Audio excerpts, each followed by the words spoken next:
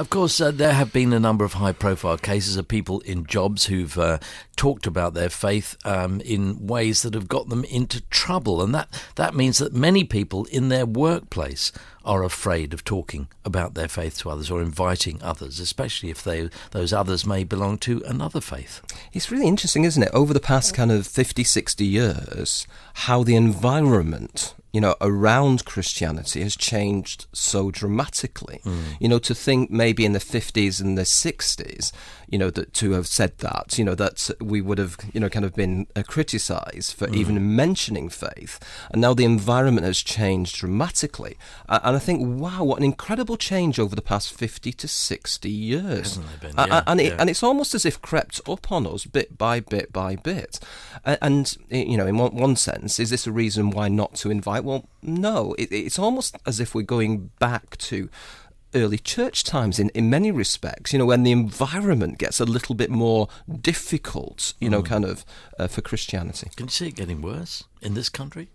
Well, I think, the philosophy, of how the country is perhaps going, where we've lost, the sense of eternity, and it's all about success, and it's all about, living for this life rather than this life being a practice, I think, the whole philosophy is actually causing so many problems in society, definitely.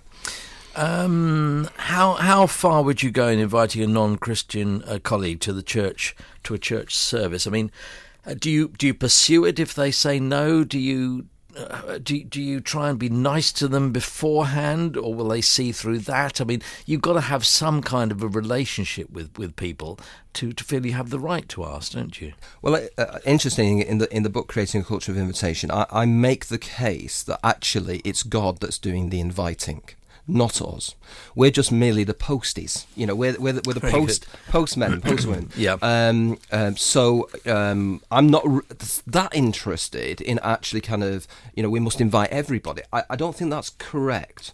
If Jesus only did what his Father, what he saw his Father doing, then I think that's indeed the case for us as well. So we need to be listening to the prompt and little nudge of God, right. And then responding. I think it's just getting back the awareness that God is calling us to invite. And then, I think it's fair enough to say to God, to what? What do you want me to, invite them to? Is it a cup of coffee around my house? Who knows? Yeah. Why not start your day with Inspirational Breakfast, Monday to Fridays from 7 a.m, only on Premier Christian Radio, where faith comes to life.